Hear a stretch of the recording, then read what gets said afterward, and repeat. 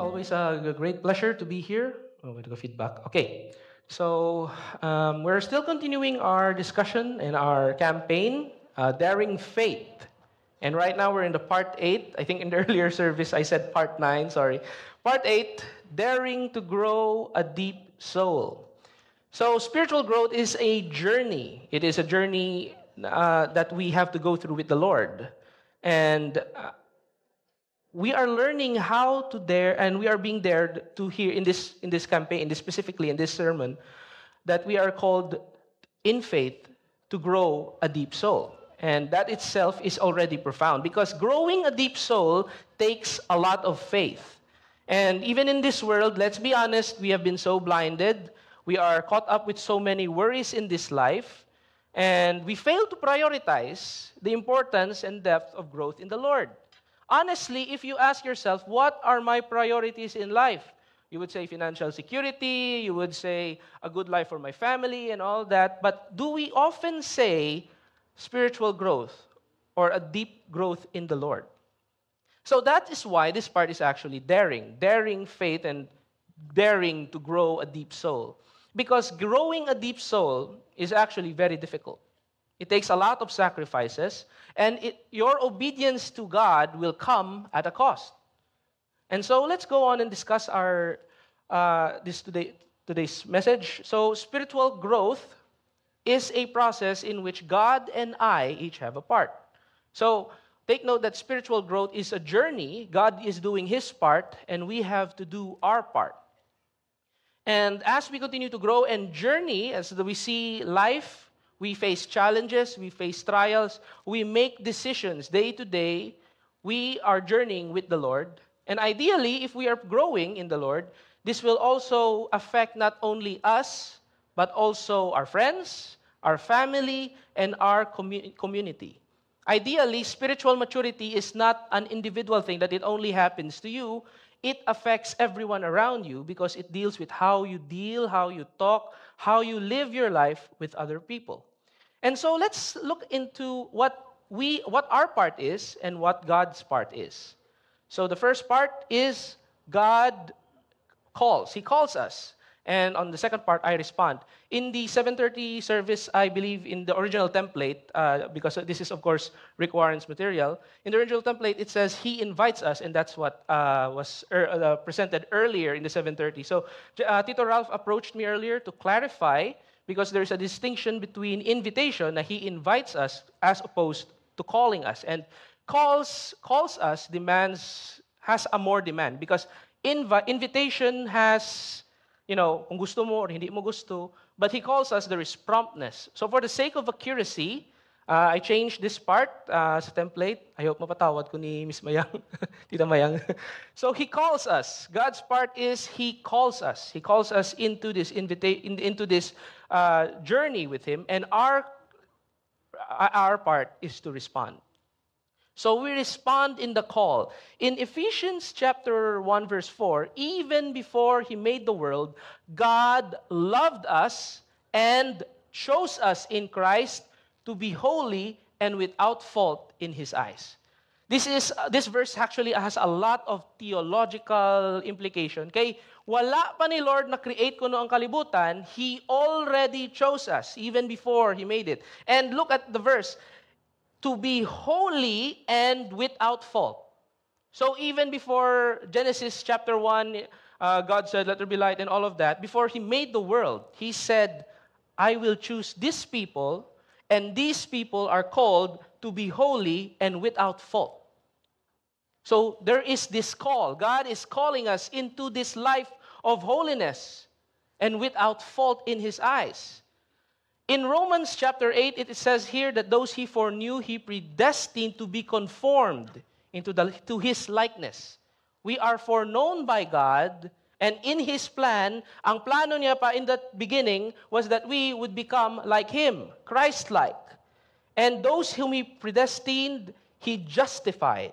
And those He justified, He glorified. So He calls us into this predestination process of being holy. And so those whom He called again is urged to live a life of purity. kita tanan should be living a life towards Christ-likeness. There are no other paths to take. If you are a Christian, you are called to do this. And what is the tool that is being used for us to mature and grow and be called by the Lord? And that is, in James chapter 1, verse 21, humbly welcome the word which has been planted in you and can save your souls.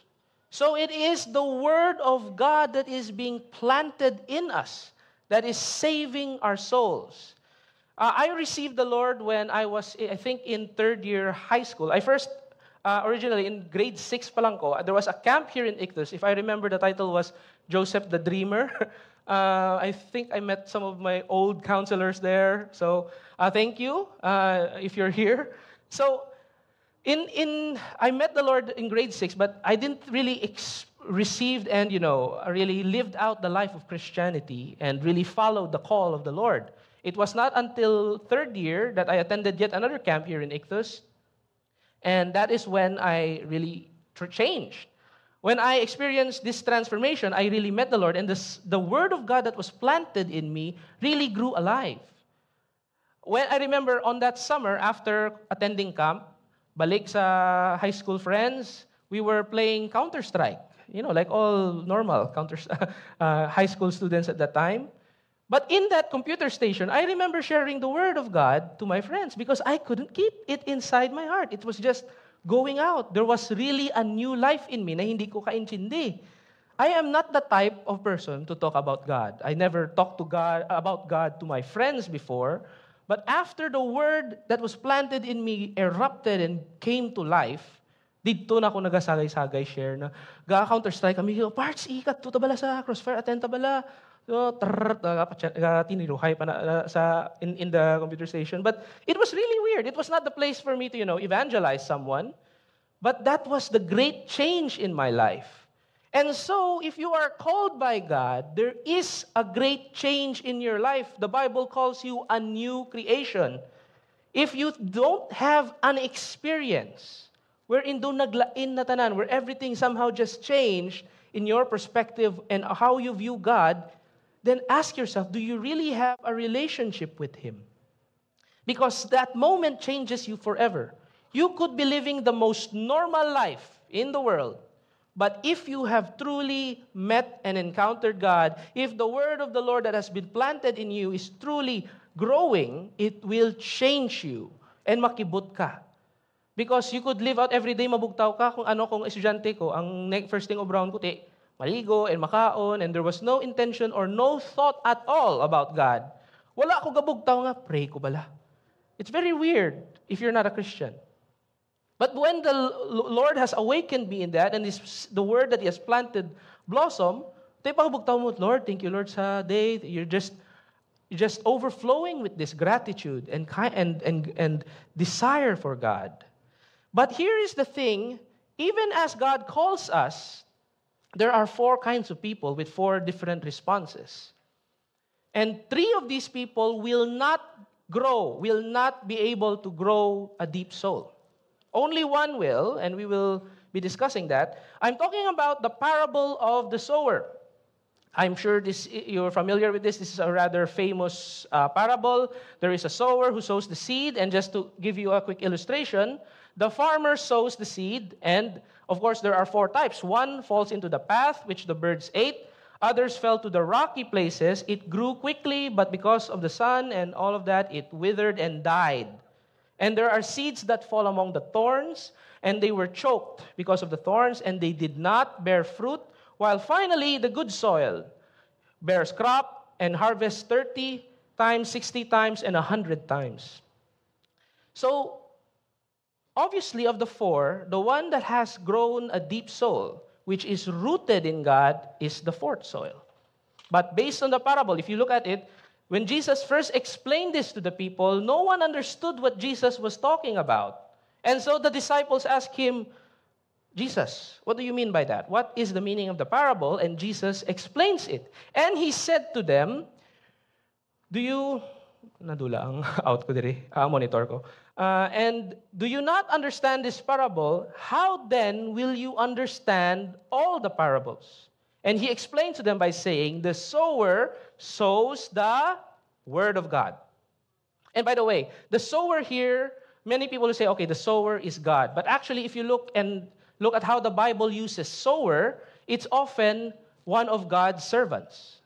Like Paul said, I sowed this, and then Apollos watered it, but God made it grow. And then there are many other parables of the sower who sows seed and sleeps, and he does not know how the word grows, but it grows on its own.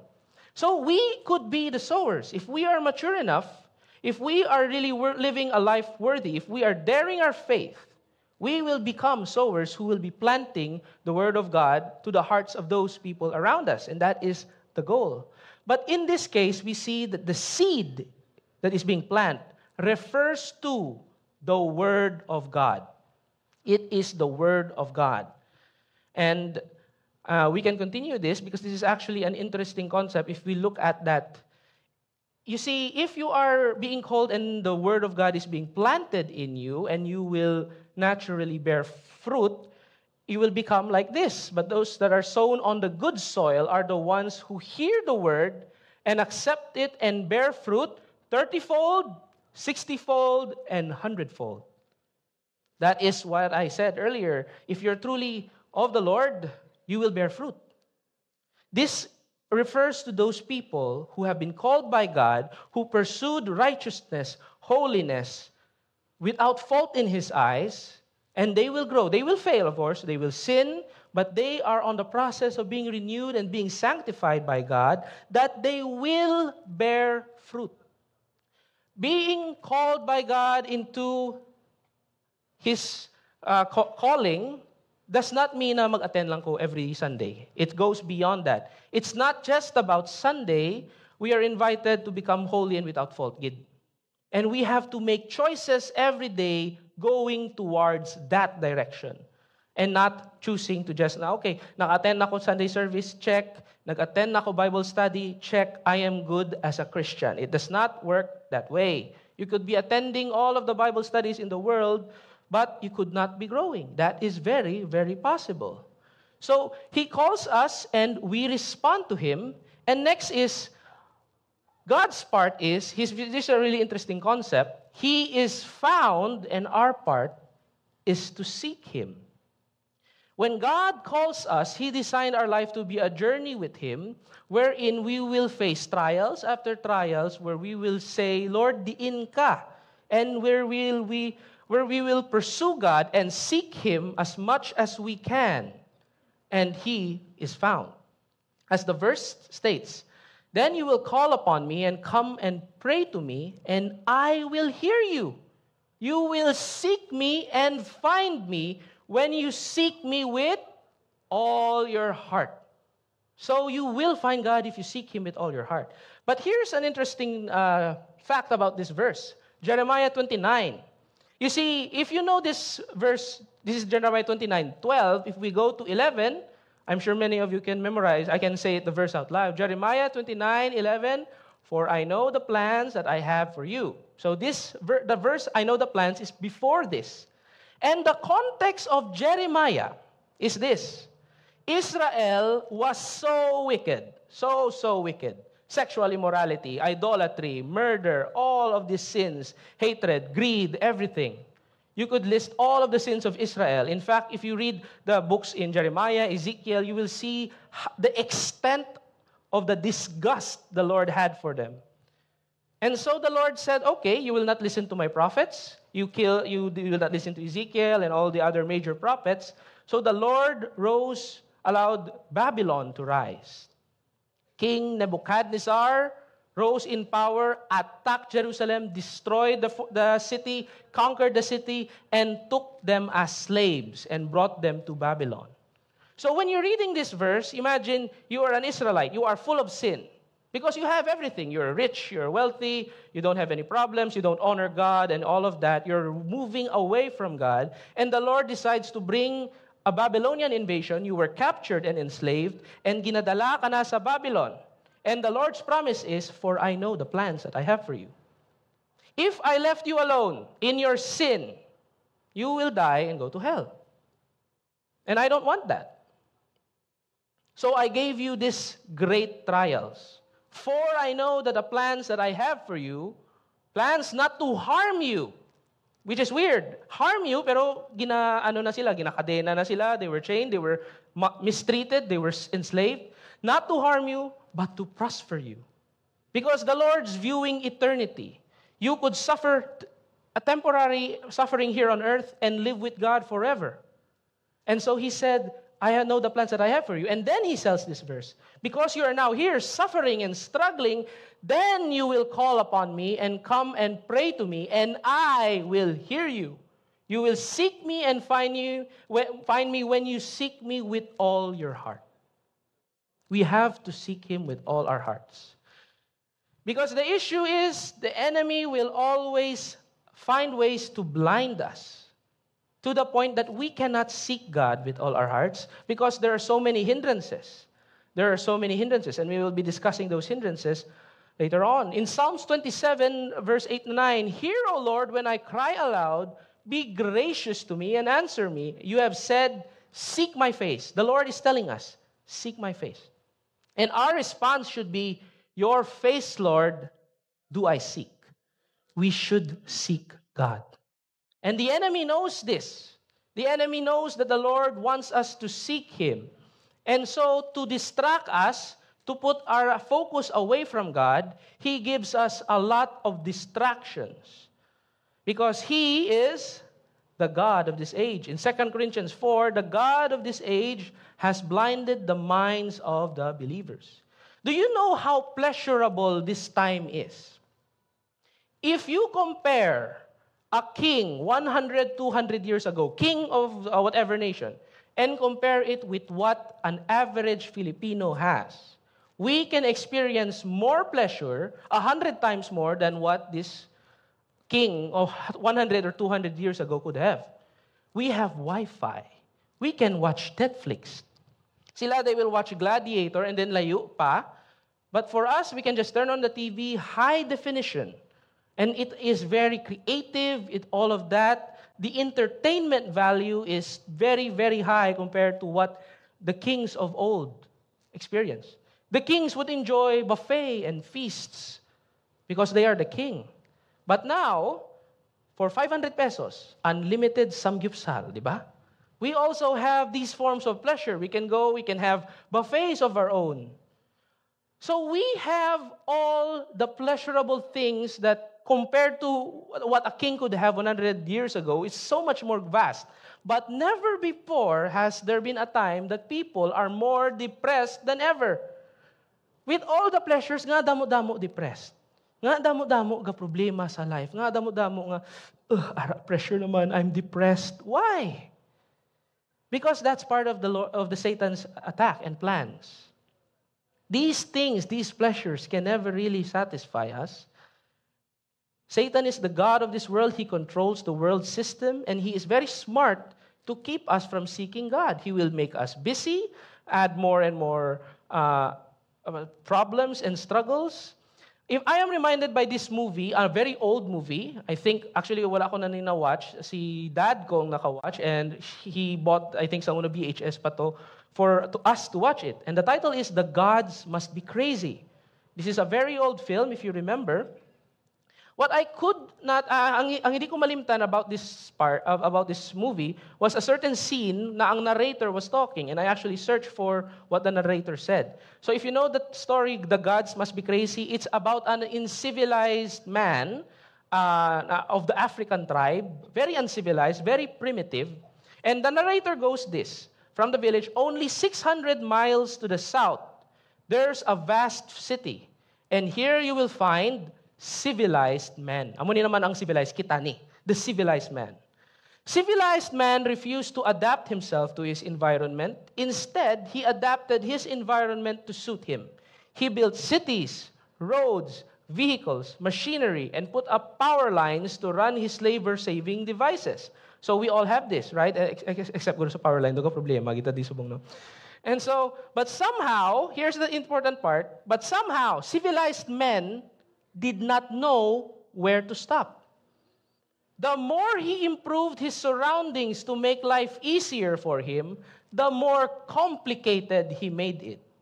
So now his children are sentenced to 10 to 15 years of school just to learn how to survive in this complex and hazardous habitat they were born into. Diba? This is really perfectly demonstrate us. Because we still have to find a job and all of that, we need these proper skill sets. And so we have to invest such a long time in order to just survive. And Satan knows this, and he will keep making your life busier. With the economy now, it's not normal. It's now normal for people to have 2 or more jobs. That's how busy we have to be in order to keep ourselves afloat. But the question is just like the narrator asked, do you know when to stop? Do you know when to stop in saying, okay, I will keep pursuing money and wealth and work, or do you know when to stop and say, okay, sobra na ni. I am living a very carnal lifestyle. Kaya ang akon nga budget, ang akon ng mga monthly expenses, ara-dara ang lista, samgyupsal 2 times a month. Massage, 2 times a month. I'm being generous. May mama mo na. Kaya ara na sa budget eh. You are complicating your life, amassing more wealth, working harder, but being drifted and turned away from God. And that is the system of the world. What are the desires that plagues our hearts? Ang isa, vacation. Gusto gid natin mag-vacation. And so we have to work twice as hard, invest more time, sacrificing quality time with kids, with the fellowship of the believers in the church, sacrificing Bible studies for the sake of this. Though I ask you again, do you know when to stop? When to say, okay, sobra na ni. I have to stop this. I am complicating my life more and more and being drawn away by the enemy to the world. So we have to stop that. And in Mark 4, as we continue in the parable of the sower, and these are the ones who along the path where the word is sown. When they hear, Satan immediately comes and takes the word that was sown in them. Because he was so distracted, so tanan-tanan, when the word is being planted, he immediately ignores it, and the enemy manages to take it away because there are great value in it. And so, we should be seeking God. And the enemy will do its best and take away the word from you. By making you more busy, he's taking the word from you. By making you desire many unnecessary things that further complicates your life, he is taking the word from you. And we are supposed to seek him. We are called to seek him. We know this famous verse, seek first the kingdom of God and his righteousness, and all these things shall be given to you as well.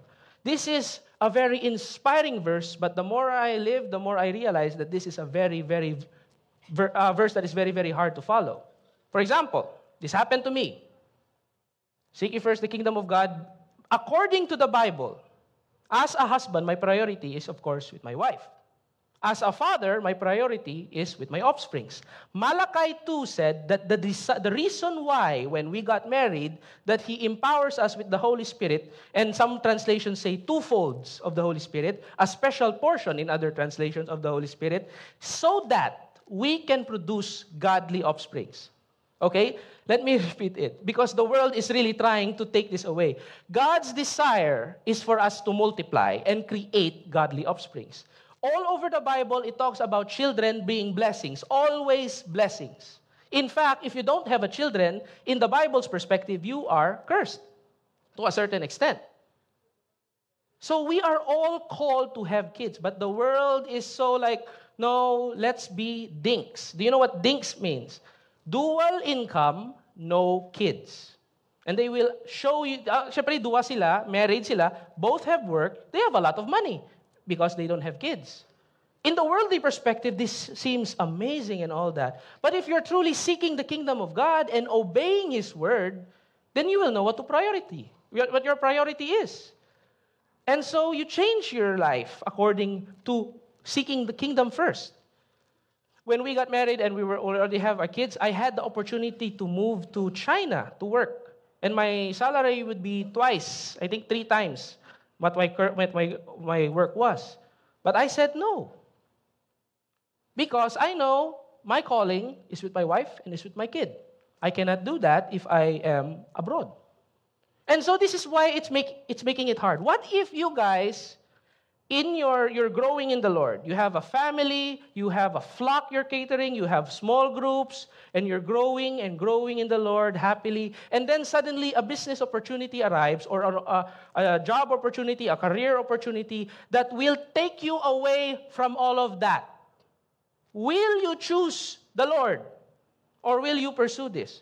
Dumakamba ka pa, okay, pwede lang mangita ko church sagwa and all of that and all of that. And while it is true, and while there are times, because I moved to Manila, I had a church here, gaserve na ko diri, and hindi ko gusto, to be honest, hindi ko gusto magkadto sa Manila, but it was clear that the Lord really wanted me to do. So I left ang church family ko diri, I left my then girlfriend, who is now my wife, and amo na siya, may ara mo na.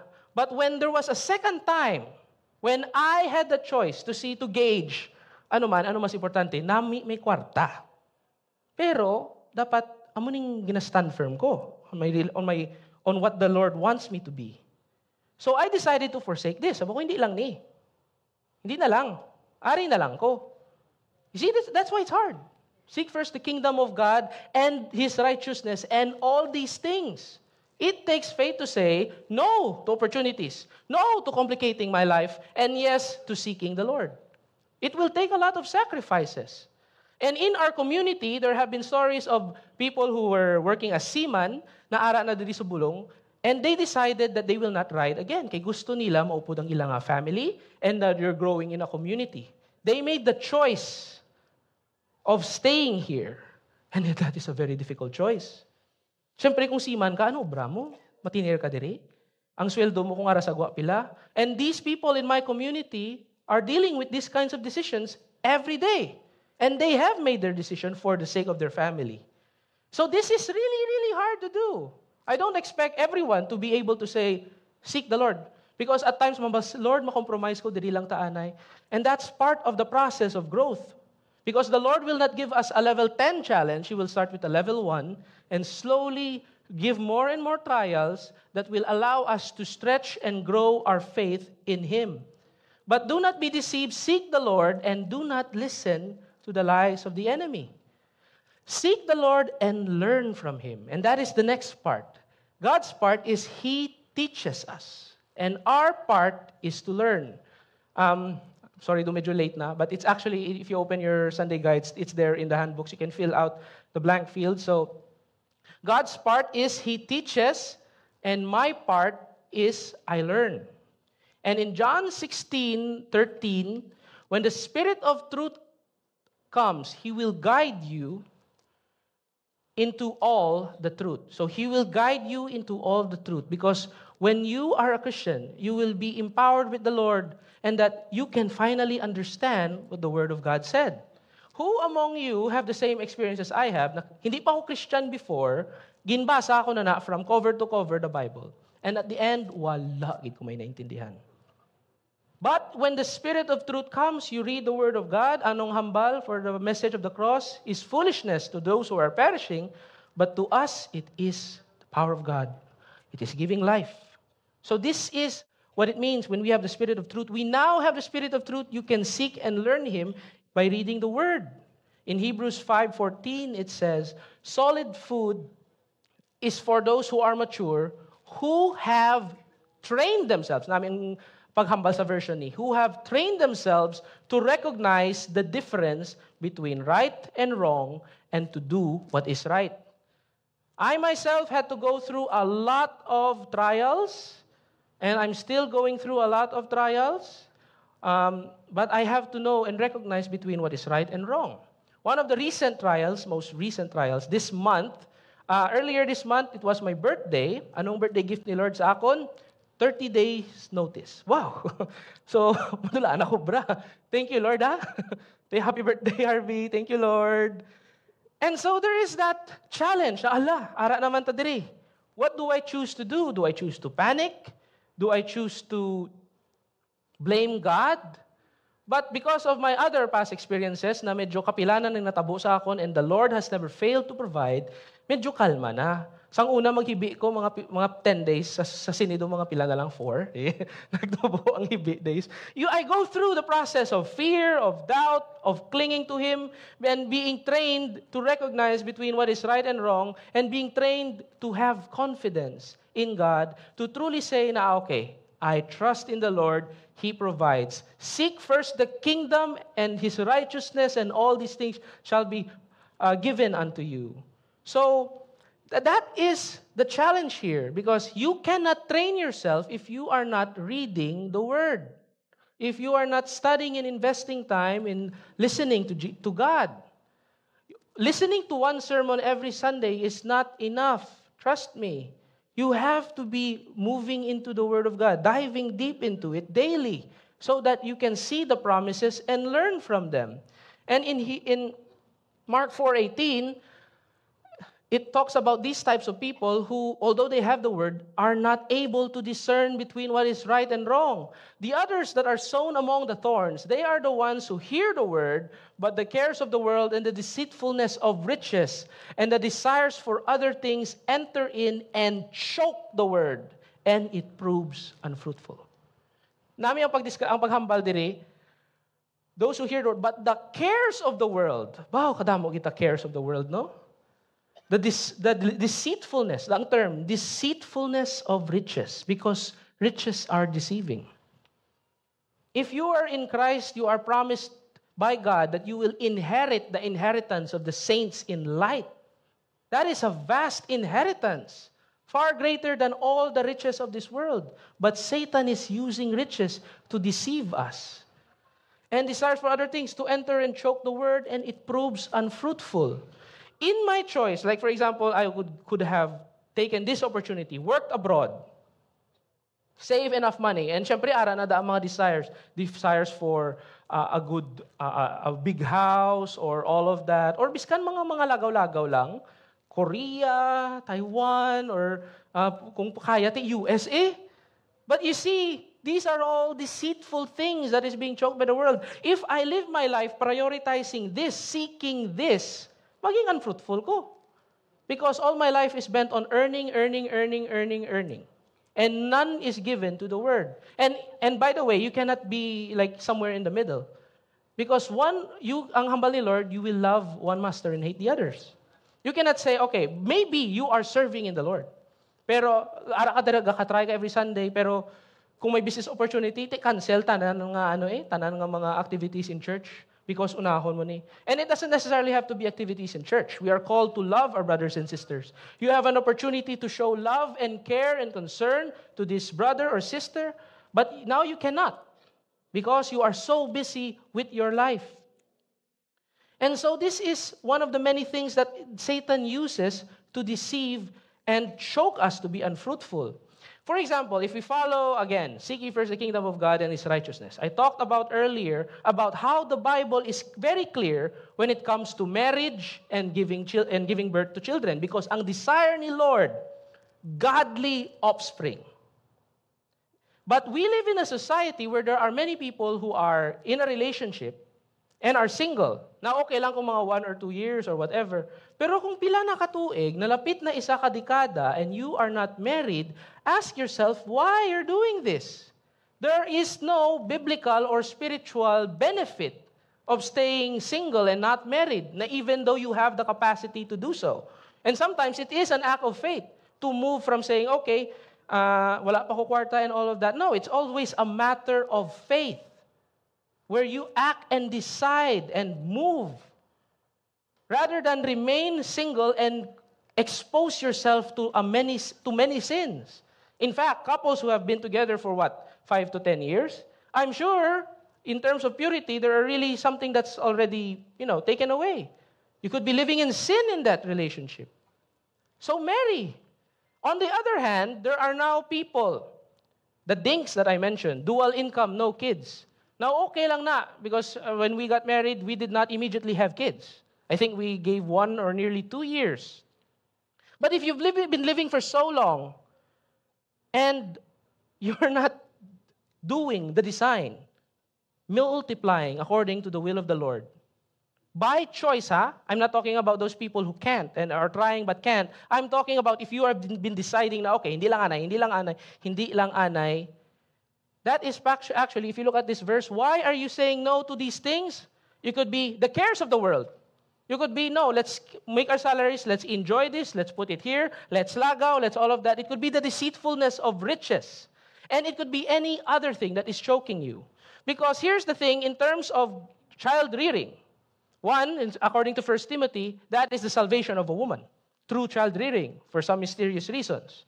Secondly, we are called to really bear godly offsprings. The Lord has many commands. If you are delaying it, nakaya nyo naman, and you could have the capacity to do so, but choose not to, you are not seeking God and His righteousness. You are being selfish, to be brutally honest. That is just one aspect on how Satan can choke the world. I'm just talking about marriage and all of that. It can move to career, it can move to businesses, it can move to all other aspects of how you daily choose yourself rather than the righteousness of God in pursuing Him, in sacrificing. Okay, hindi na tama ni because we have to spend time with the Lord. That's a big step that we all have to take. In the end, we are all called for Christ-likeness. This is the goal. Christ-likeness. We are all called to be Christ-like.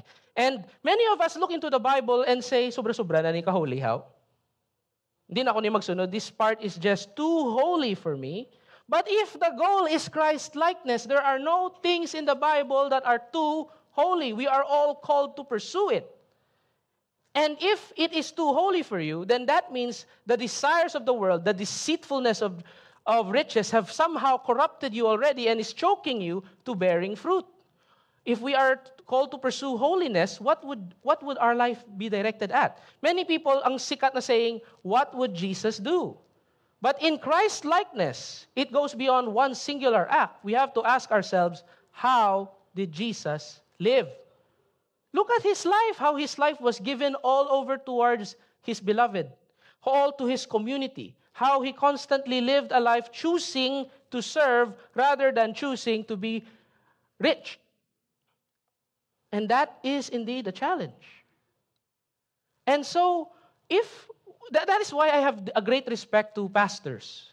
By the way, I am not a full-time pastor. I am only a preacher. I do shepherd a community sa 4 p.m., but I have a job. And so because of that, I have great respects to those who are called to be a pastor. Because imagine their sacrifice. Imagine, so good pa lang, they could have chosen to fulfill all the other paths that could give them riches and all of that. But they decided, no, I will focus and focus and focus on serving the Lord. That's a big step. And so we have to pray for our pastors because those people who have decided to walk this path are under great attack from the enemy. In all forms, spiritual attacks, they being attacked by desires of being injected kung ano-ano ng mga iba ng mga desires to keep to derail them from their purpose. And so, if we follow God and learn from Him and pursue Christ-likeness, then the Lord will give us trials. Sabi niyo blessings, no? No, trials. Because trials is one of the best ways that can turn us into Christ-like character.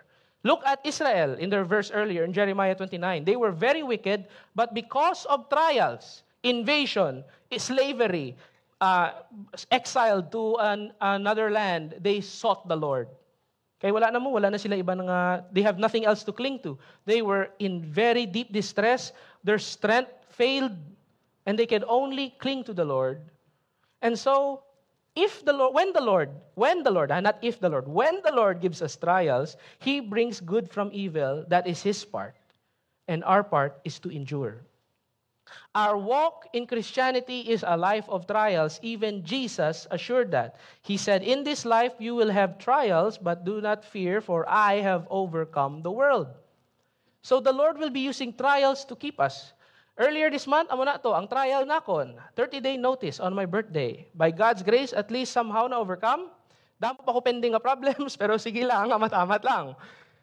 And when He brings good from evil, we are reminded of this verse. We are well aware that God works with those who love Him, those who have been called in accordance with His purpose, and turns everything to their good. He turns everything to the good.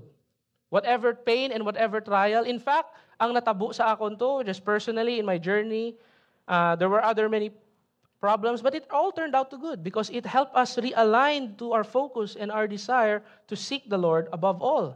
Colossians 1:10-11 states that, so as to walk into a manner worthy of the Lord, fully pleasing to Him, bearing fruit in every good work, and increasing in the knowledge of God, being strengthened with all power, according to His glorious might, for all endurance and patience with joy. Importante na. When we are faced with many trials and problems, do we lose our joy? Now, lain ang happiness, lain ang joy. If you are struggling, syempre, there are moments of doubts, discouragement, but the joy comes in the morning. Eventually, as you pray, there is peace that surpasses understanding.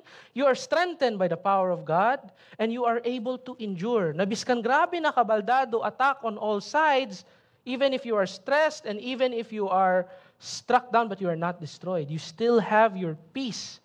Enduring is painful, but based on this verse, someone who truly, kailain may ara, iba na may problema, doon ginaantos niya lang, pero his heart is already somehow being corrupted. He is no longer joyful. He is no longer happy in the Lord. He is, sige Lord, sundon ko hambal mo, pero isa na lang ha. Mo na pang statements. But if you are able to endure with joy, that is actually a different picture. That pictures true maturity. Now, you're walking in the Lord in peace. And there is another person, as we have seen, there's the good soil, and then there is the ones that the Satan takes away the seed, and there is the third, the one that was in the thorny ground and could not bear fruit, and now we have this. And these are the ones sown on the rocky ground, the ones who, when they hear the word, immediately what? Receive it with joy. Pagbato nila sa word, happy sila. Yes, thank you, Lord. And while they have no root in themselves, they did not grow deep. They did not dare to have a deep soul. And they have the root in themselves, but endure. Take note, kagina we're talking about enduring with joy. These people endure only for a while. Then when tribulation or persecution arises on account of the word, or on account of the righteousness that they're trying to live, immediately they fall away. Now, in this time, with the great of cancel culture, the great power of cancel culture, kabudlay na gid magiging Kristiyano, where your views will be challenged. Hambalon mo ni post mo lang sa Facebook, down like, angry, tanan-tanan. But can you truly endure? Or are you going to be like this person? As someone who has served in the ministry for so long, sa youth ministry and subong served na ako sa 4PM, there were many people in my life na nakilala ko na who were leaders, who were even some were ahead of me, but as life happened, nadula sila. And if you have been serving in the Lord for the longest time, I'm sure you know what I'm talking about. People na, nadula na gid siya. Amo ni na natabo si iya. Because there are these types of people. People who will receive it with joy and will appear to be, abi mo, kanami na sang growth niya. But when tribulation or persecution arises, they fall away. And that is actually really, really sad. So you have to keep growing. All of us are called to keep growing. And so the question is, what happens when I stop growing? What if kakapoy maniman, kabudlay man isang demand? If I'm married and I have the means and I don't have any medical issues, I should have kids. Hindi ko pa kaya na, kay kabugat.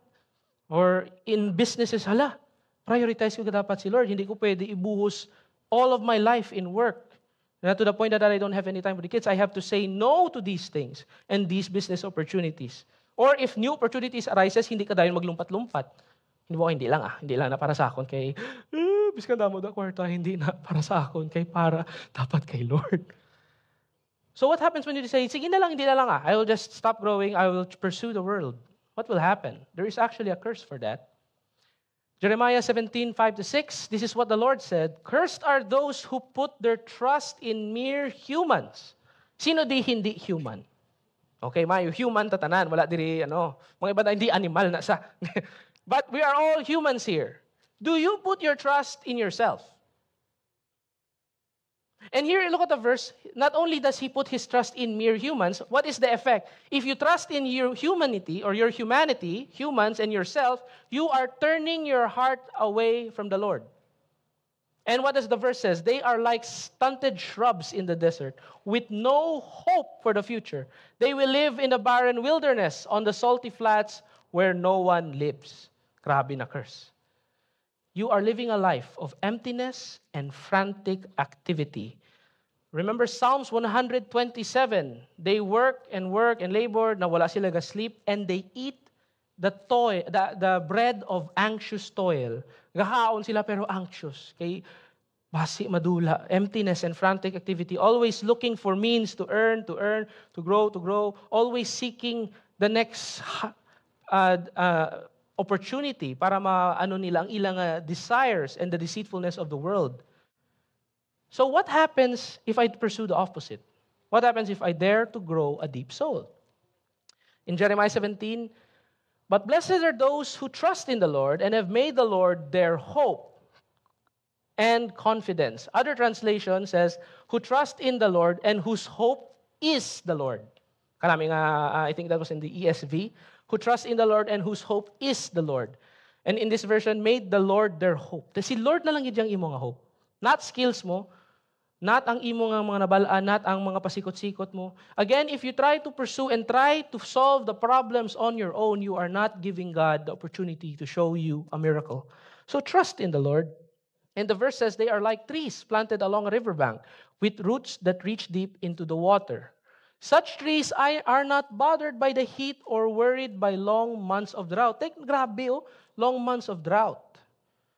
Personally, I am currently somehow trying to get out these long months of drought. Ara dira. Budlay, no? Out of the drought. But there is peace. And even though I will experience the drought, the promise is their leaves stay green and they go on producing delicious fruits. If you trust in the Lord.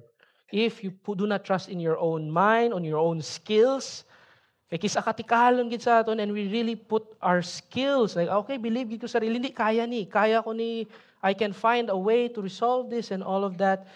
But if you truly trust in the Lord and you will see the miracles na wala mo gid na expect, amo ni problema mo instead of trying to frantically search for new opportunities na para ma-meet ang financial you will see the miracles of how the Lord will provide, how the Lord at the snap of the finger can give you what you so desperately need. And if you are like that, ang picture mo is fruitfulness in every season. Fruitfulness, ang budlay magsiling ka fruitfulness, we often associate it with financial wealth and good health and all of that. But fruitfulness actually is fruitfulness that is of the Lord. Where we are able to serve Him, love our community with full ability. Because most of us, ang fear ko is that most of us will live a life not loving our brothers and sisters in Christ.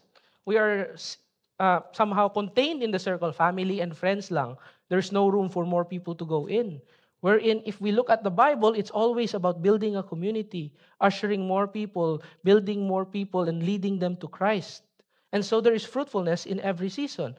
But you may say that, ano ning guarantee, ano ning matabo sa akon if I'm fruitfulness? Ang description is, you will have bountiful in fruits from the soul, making Jesus Christ attractive to all, getting everyone involved in the glory and the praise of God. This is what fruitfulness looks like. Now when you mature, you are urging others than those around you to also follow Christ. Just as Paul said, imitate me as I imitate Christ. So God's guarantee is this, He will finish what He has started. In Philippians 1:6, this is a famous verse, for I am convinced and sure of this very thing, that He who began a good work in you will continue until the day of Jesus Christ, right up to the time of His return, developing that good work and perfecting and bringing it to full completion. So growing a deep soul assures us that God will complete His work. And again, as you have seen, there are different kinds of completion. Because of the four, only one will bear fruit. You have to check your heart and ask yourself, has the enemy blinded me na hindi ko na ginasik si Lord? Has the enemy choked me with so many deceitfulness of riches and all of these things that the world, the desires of the world na hindi nakaka-grow? Or is my foundation and my growth weak na dali-dali na lang ako mag-fall out, mag-fall back, fall away, and turn away from God? And you may say that if I pursue the world, that I do not pursue growing deepness. Na hindi maging Christian lang ko, okay na ako, hindi na ako mag-bear fruit eh.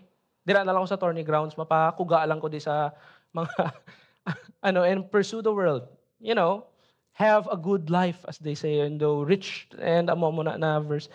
I would like to show you a contrast between two generations.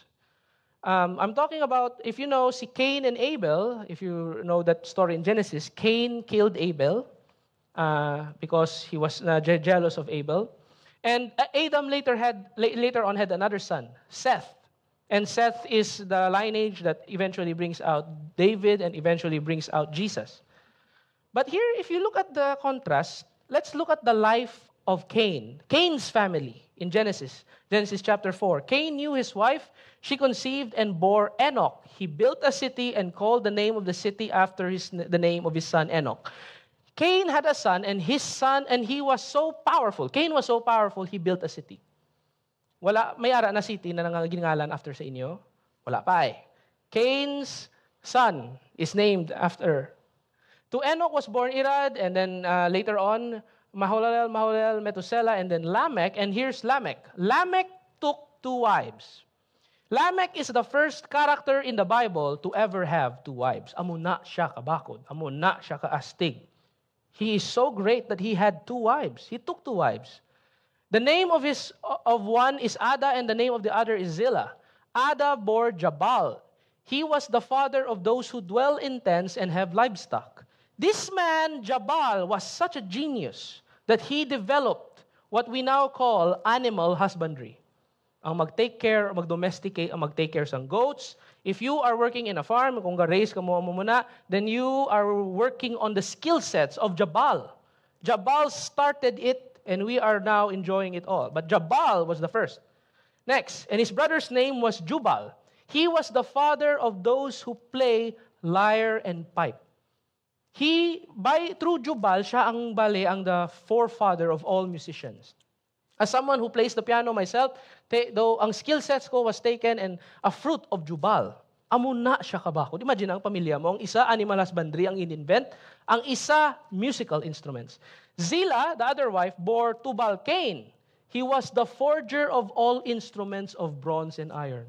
Tubal-Cain was yet another genius in the family. He was able to forge and create ang first blacksmith, the first craftsman. Amo na siya kabakod. Now let's look at Lamech. And Lamech said to his wives, Ada and Zillah, hear my voice. You wives of Lamech, listen to what I say. Imagine, okay, before I continue. When Cain killed Abel because of jealousy, because of God not accepting the offering, the Lord cursed Cain and said, kung sino mapatay kay Cain, he will receive 7 times. And Lamech said, I have killed a man for wounding me, a young man for striking me. Grabe ni nga tinikal kung sa Ilonggo pa. Parts mayara, parts na nag-igo. So, ang ginpatay ko parts. It's like that. He's very arrogant. He killed a man for wounding me, a young man for striking me. And look at his arrogance. Because it was God who placed the curse on Cain. But ang humble niya, if Cain's revenge is 7-fold, then Lamech's, me, is 77-fold. Tistingi lang ko bala. Kay kung kay Cain 7 times, ako 77 niya. Amo na ako kabakod. Look at the arrogance of this man. Now, imagine you are, that is the lineage of Cain. Ang imo mga descendants, geniuses, musical instruments, animal husbandry, blacksmith. And now let's look at Adam. If you look at the generation of Adam and Seth, okay, Adam lived 130 years. He fathered a son of his likeness after his image. He named him Seth. The days of Adam after he fathered Seth were 800 years, and he had other sons and daughters. Thus, all the days that Adam lived were 930 years, and he died. If you read the Genesis chapter 4 downwards, padayon, after sa genealogy ni Seth, amuni lang siya tanan. Meaning, every verse will talk about ang si Seth, pilagin bata niya, how many years he lived, how old he died. Amuna lang. If you read the lineage, no accomplishments. There was no cities named after their children. Ang mga bata nila, wala musical genius. Imagine being in that family. Have you ever been compared sa inyong mga kasa? Tulo ka ba na si kasa mo? Lantawa ba lang iya mga, ikaw yan, obra mo ya. Nga ka lang. Kaginawa mo na. Budlay. Imagine, ara ka sa lineage, ang isa sa, imagine, animal husbandry, yung mga invent musician, gatukar. Kaya anong nabalaan mo? Wala, sunod-sunod ka lang, nag-atipan siya ship, matry man ko diri. Nagtukar siya matry, pero ulaw-ilaw, ay pagtukar mo, hindi ka kabalo. But here's the interesting thing. This is the lineage. Cain, Enoch, Irad, Mahalalel, Methuselah, and finally Lamech, and those are the two wives of Lamech, and Jubal, Tubal, Cain, and Naamah. And on Seth's line is that. Makita, and on the lineage of Seth, again, you know the years. All of them, you know the years of they lived. But if, interestingly, after Methuselah, na kabata niya dapat, or mga ka-age niya, sila ni Jabal, there's Lamech, Noah, Shem, Ham, and Japheth. The question is, why did the side of Cain stop there? The answer is because those after Jabal and Jubal, wala naging record sa Bible, because they died. Where are they? In the Song of Ariel, under the sea. Ano kayo lang tawag si Noah? Noah. All of them died. And here's the interesting thing.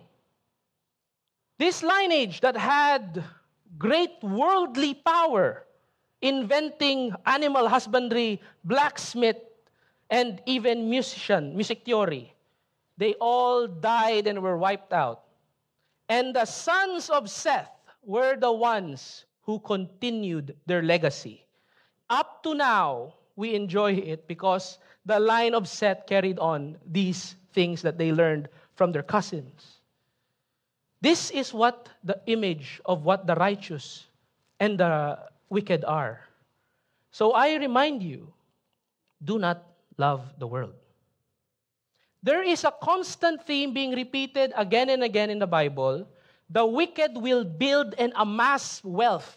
Permanent sa Old Testament, even in the book of Revelation, you will see the great Babylon, that is the mystery Babylon, or the great city of the Antichrist. It will amass a lot of wealth. But again, all of those wealth, they will not enjoy. The ones that will enjoy it are the righteous. Because, as Jesus said, the meek shall inherit the world.